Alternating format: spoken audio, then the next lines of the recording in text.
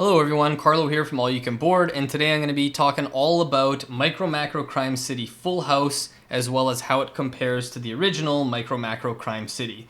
So across this video, I'm going to be talking about a bunch of different stuff. We're going to start by talking about what this game kind of looks like just for new players. So if you're not familiar, if you haven't heard of MicroMacro, you don't really know a whole lot at all, I'm going to cover sort of just an overview of what this game is like.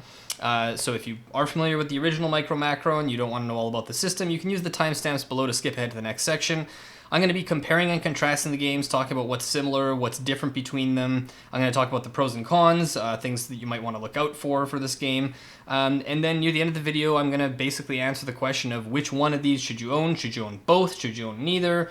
One or the other better, that sort of thing. And we're going to talk about some speculation as to where the rest of this series goes, because there are going to be, so far it looks like there's going to be 4 of these games in the series total. And at this point, I'd like to mention that this copy of the game was sent to us by the publisher Pegasus Spiel as a review copy.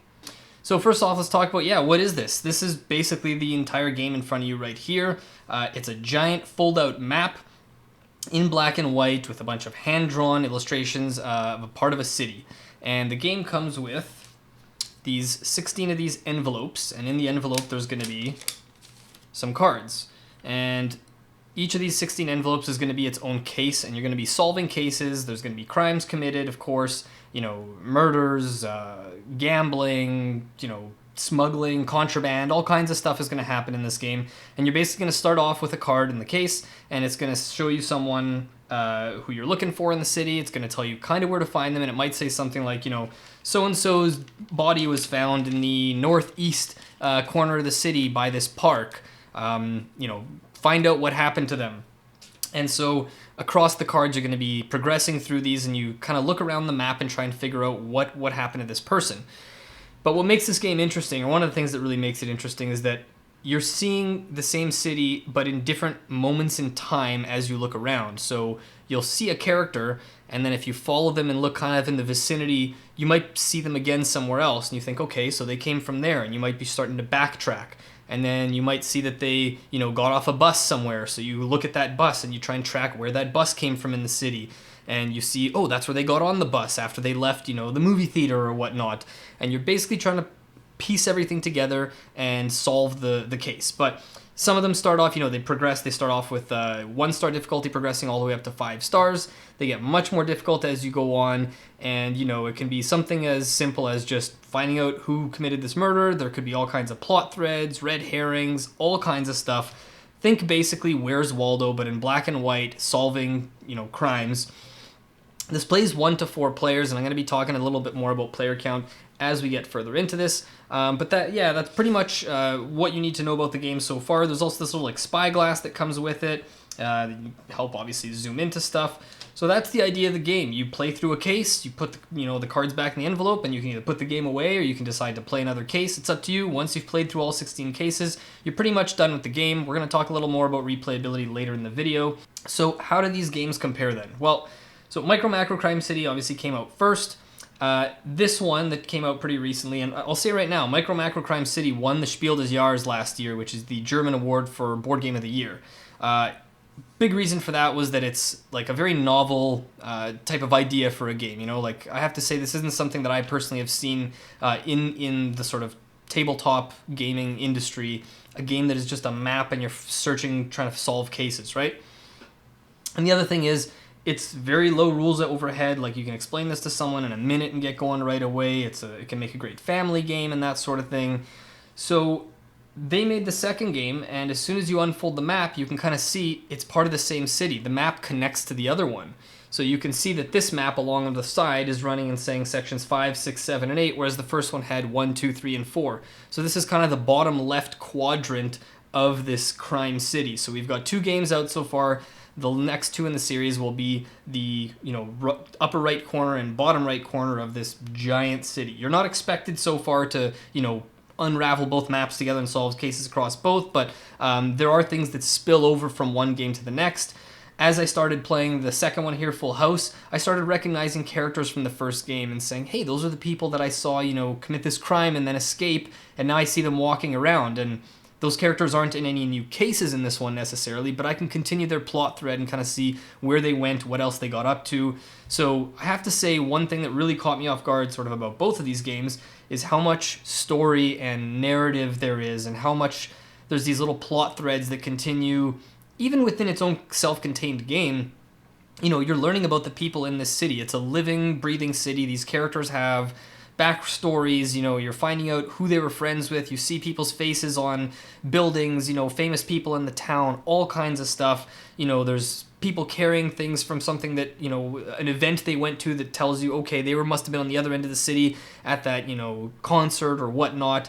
So there's a lot of stuff to like about this in terms of, you know, you do get a bit of story from the cards themselves, but a lot of the story is just from you discovering the cases and looking around and kind of taking in what this city has to offer and just sort of learning about all the ins and outs. One thing you might notice if you've actually looked at the boxes for these games up close is that the original MicroMacro Crime City had a listing of ages 8 and up, and Full House says 12 and up.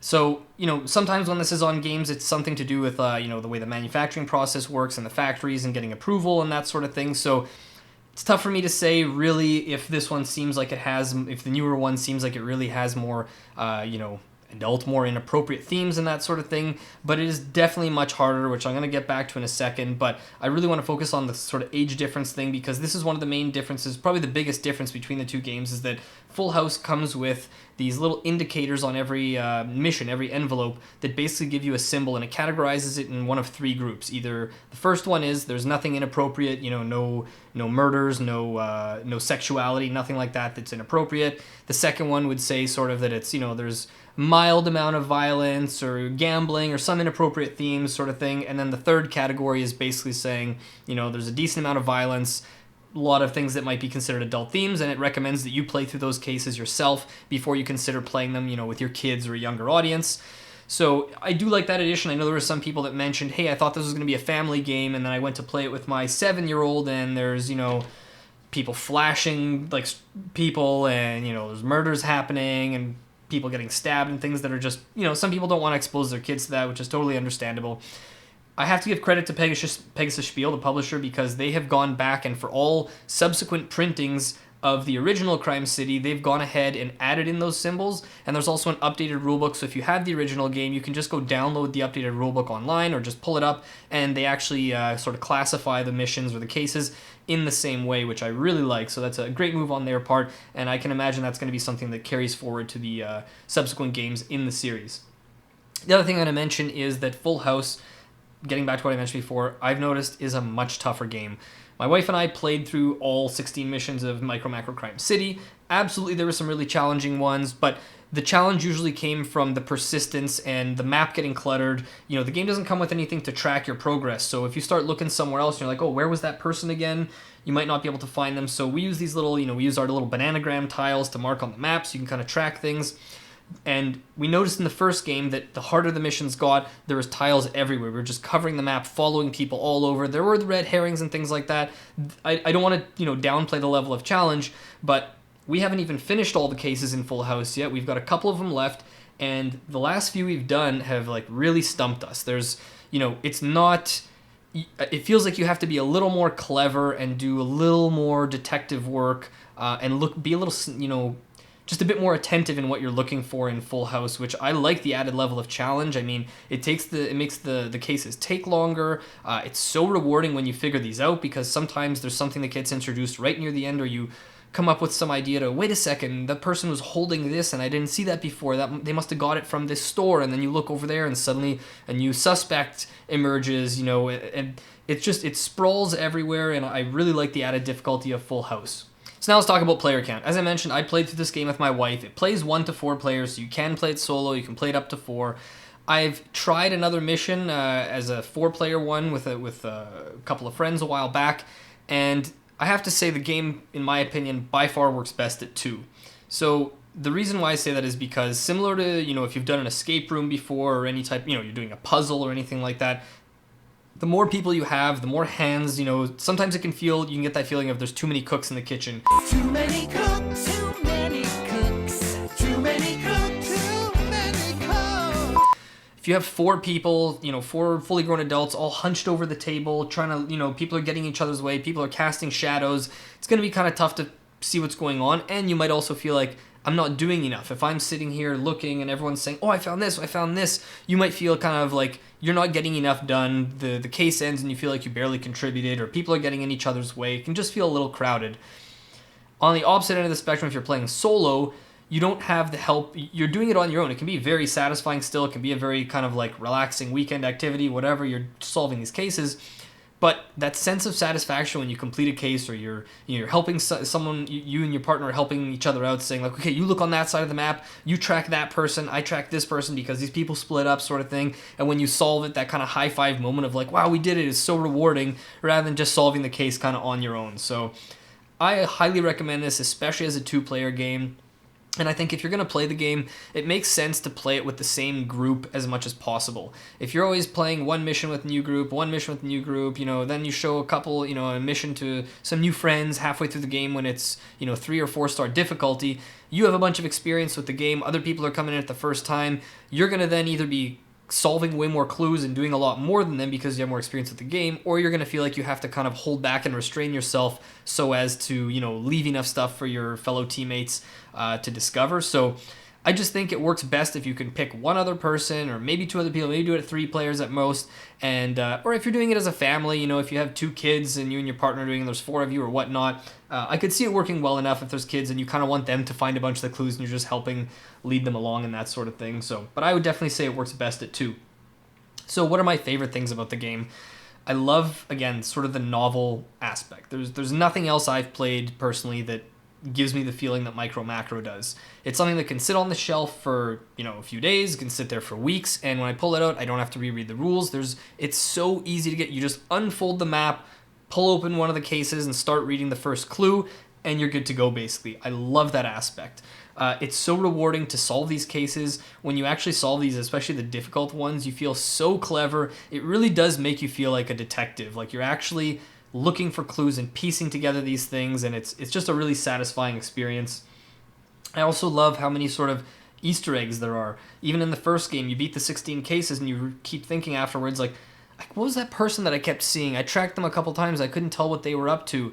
And then maybe you go back and you figure it out and you solve a little case and it was just a small little Easter egg. Or maybe there's something now that they pop up in the second game that you remember them from the first game, but they still haven't been in any cases. Who is this person? What are they doing? Are they going to be in the next game?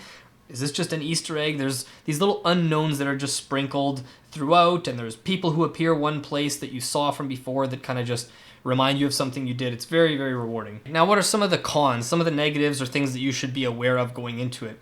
The first thing I'll say is, usually when I play this, I have a pretty sore back afterwards. My back! Oh, my back!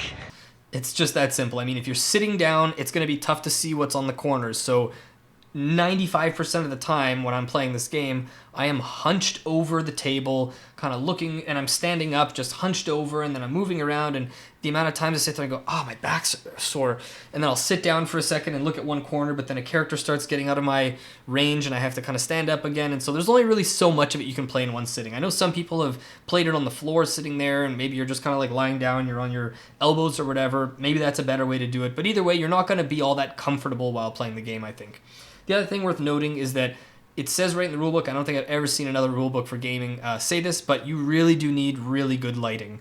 I have a game room that I've never considered lighting to be an issue for in the past, and yet playing this in there every once in a while, I feel like I gotta pull out my phone flashlight and hold it above because, you really do, everything is so small, right? And I mean, it does come with this little spyglass thing like I mentioned, but sometimes it's not a matter of, it's too small. Sometimes it feels dark, shadows cast on it. It's tough to see. So you need to have, if you don't have good eyesight, maybe use your own magnifying glass. You might have an even better one, or just make sure you have a very well-lit room and that sort of thing. These are just some little things you should know before getting into this.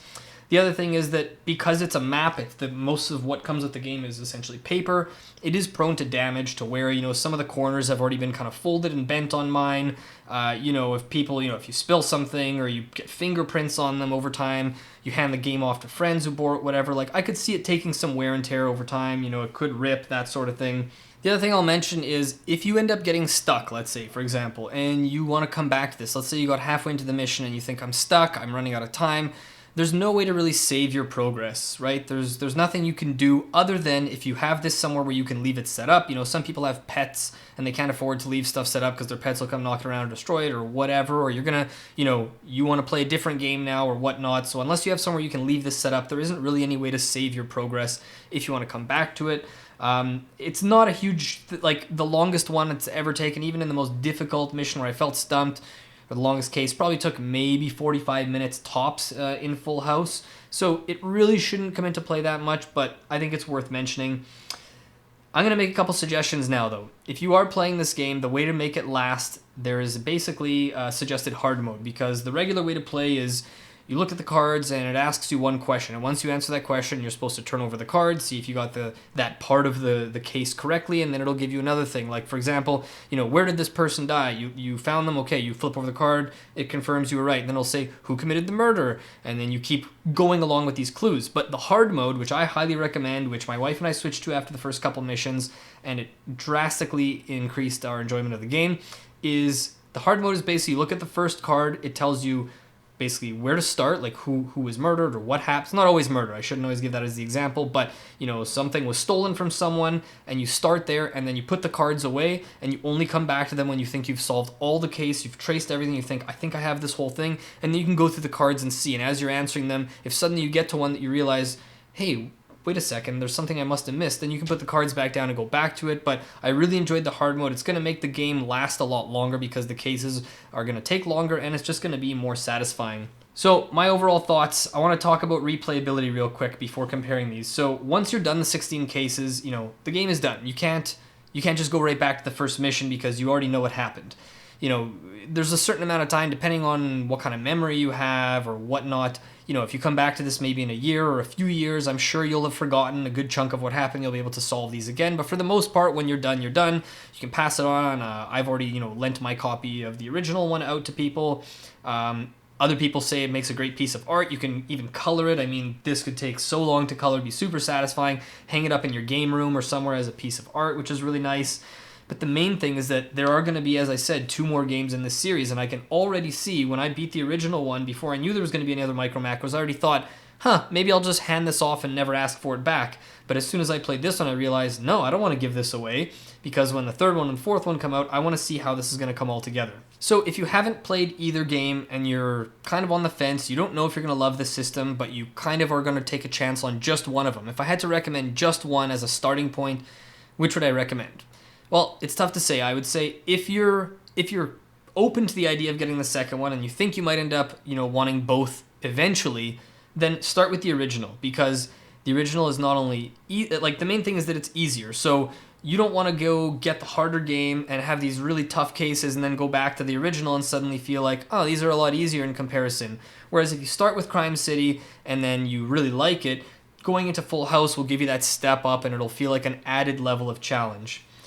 However, if you know right off the bat, I don't want to go buy 4 of these games, I just want to buy one, I just want to try it out, then if you're just going to buy one of them, I would say MicroMacro Crime City Full House, the newer one, is the way to go, because overall I've found the missions or the cases to be more satisfying. There's a little more depth, and again, they force you to be a little more clever and think on your toes and just be a little more creative in how you look for clues and how you solve these cases. Either way though, I am very happy to own both of these, and I'll say right now, if you end up liking MicroMacro Crime City, there's a great chance you're just going to want to go all in and keep buying them and keep playing through these missions, especially if, you know, someone you're playing with is really enjoying it. I'm very curious to see, now it's time for some speculation, I'm very curious to see what's going to happen with these games going forward, because they've already confirmed there's going to be 2 more, so once all 4 of them are out, I mean, look how much room this map already takes, right? Like, you wouldn't be able to fit a second one on this table, so because of all these continuing plot threads and characters that appear in already the first 2 maps, I can't imagine they're going to expect you to have all 4 maps open and connected and be solving cases across this giant thing, because there's not many tables in the world that are even big enough for that. You probably have to play it on the floor, and then you're crawling over maps and knocking your little tokens over that are your markers or whatnot. What I'm wondering is maybe after all 4 games are out, maybe there's going to be a 5th game that's in a different format that comes up with some questions that allow you to kind of do research on maps and connect them in some other way. I'm very, very curious to see if you have any speculation. I'm curious to hear what you think. Otherwise, that's all I've got for this review today and this breakdown. Let me know what you think. Have you tried either of these games? Do you think one is better than the other? Have I kind of missed the mark? Always interested to hear what you all think. Thank you so much for watching. I hope this video helped you out. If you enjoyed it, please consider subscribing to our channel for more videos like this. Otherwise, thank you so much for watching as always, and I'll see you next time.